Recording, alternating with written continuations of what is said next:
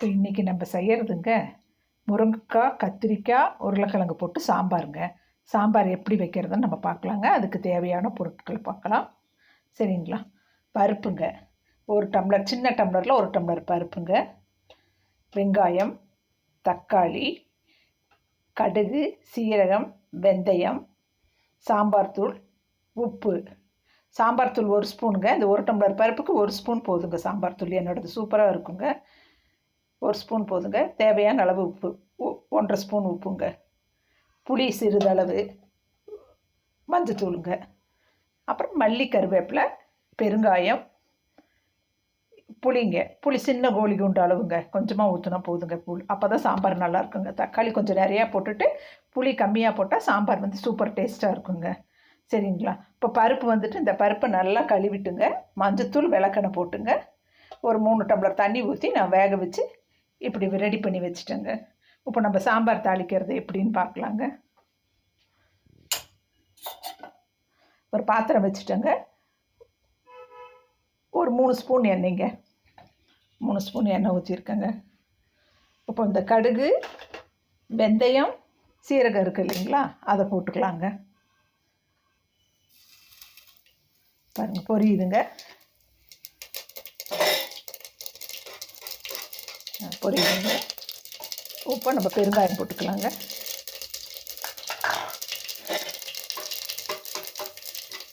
பெருங்காயம் போட்டது சின்ன வெங்காயங்க. சின்ன வெங்காயம், ஒரு பச்சை மிளகாய் கீச்சி வச்சுருக்கேங்க, 2 பூண்டு பல். சரிங்களா? பூண்டு போட்டால் கேஸ்ட்ரிக் பிரச்சனை வராதுங்க. அதனால் ஒரு 10 வெங்காயம், சின்ன வெங்காயங்க, ஒரு பச்சை மிளகாங்க கீச்சி விட்டுவிட்டு, ஒரு பச்சை மிளகாய், ஒரு பூண்டு பல், ஒரு 4 பூண்டு பல் போட்டுக்கோங்க. சரிங்களா? இதை அப்படியே வணங்குட்டுங்க.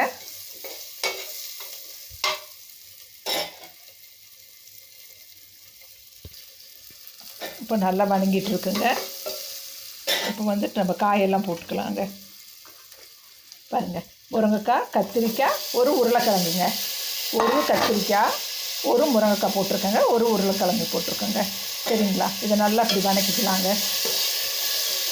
1 டம்ளர் பருப்புக்கு இவ்வளோ காய் போட்டால் போதுங்க. சூப்பராக நல்லா டேஸ்ட்டாக இருக்குங்க. பெருங்காயத்தூள் கொஞ்சம் எச்சா தான் போடணுங்க. எப்பயுமே கேஸ்ட்ரிக் பிரச்சனை வராதுங்க. பூண்டு, பெருங்காயம்லாம் போட்டால், பூண்டு விருப்பப்படுறவங்க போட்டுக்கலாங்க, ஒருத்தர் பூண்டு சேர்த்திக்க மாட்டாங்க. மல்லி, கருவேப்பிலைங்க.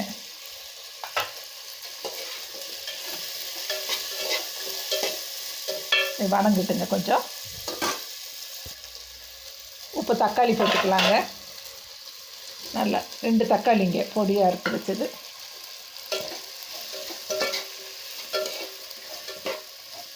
நல்லா வணங்கிட்டுங்க. இப்போ பாருங்கள், நல்லா வணங்கிட்டு இருக்குங்க. இப்போ என்ன பண்ணலாங்க, நம்ம இந்த பருப்பு இருக்குது இல்லைங்களா, பருப்பு தண்ணி, பருப்பு கடைஞ்சி வச்சுருக்கோங்க. 1 டம்ளர் பருப்பை விளக்கெண்ணெய் ஊற்றி, கொஞ்சம் மஞ்சத்தூள் போட்டு 3 டம்ளர் தண்ணி ஊற்றி குக்கரில் வேக வச்சுருக்கோங்க. அந்த பருப்பை ரசத்துக்கு கொஞ்சம் வடித்து வச்சுட்டு நம்ம கடைஞ்சி இப்படி எடுத்துக்கணுங்க. ரசம் தண்ணி வேணும்னா நம்ம 2 தக்காளி போட்டு வேக வச்சிடணுங்க. அந்த பருப்பு தண்ணியோடு 2 தக்காளி போட்டு வேக வச்சிடணுங்க. சரிங்களா? அப்போ அந்த தண்ணியை வடிச்சிட்டு ரசம் வச்சோம்னா சூப்பராக பருப்பு ரசம் இருக்குங்க. இது ஊற்றிட்டேங்க, வேகுதுங்க. இப்போ சாம்பார் தூள் போட்டுக்கலாங்க. நம்ம சாம்பார் தூள் 1 ஸ்பூன் போதுங்க. என் சாம்பார் தூள் எப்படி செய்கிறதுன்னு சொல்லிவிட்டு என் சேனலில் நான் போடுறேங்க. நீங்கள் பாருங்கள், அதே மாதிரி அரைச்சி பாருங்கள், சூப்பராக இருக்குங்க சாம்பார். இப்போ இது நல்லா கொதிக்கிட்டுங்க. கொஞ்சம் நேரம் கொதித்த உடனே நம்ம புளி ஊற்றலாங்க. கொஞ்சம் உப்பு போட்டுடலாங்க. பாருங்கள், உப்பு போட்டுட்டு ஒரு கலக்கிட்டு கொஞ்சம் மூடி வச்சிடலாங்க.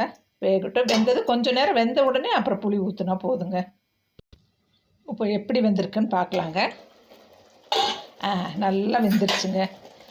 இப்போ கொஞ்சம் புளி ஊற்றிக்கலாங்க. எப்பயுமே இது வெந்த பிறகு தான் புளி தண்ணியை ஊற்றணுங்க. ஒரு சின்ன நெல்லிக்காய் கோல் குண்டு அளவு போதுங்க. புளி நிறைய ஊற்றினா நல்லா இருக்காதுங்க. சரிங்களா? இப்போ தேவையான அளவு தண்ணி ஊற்றலாங்க.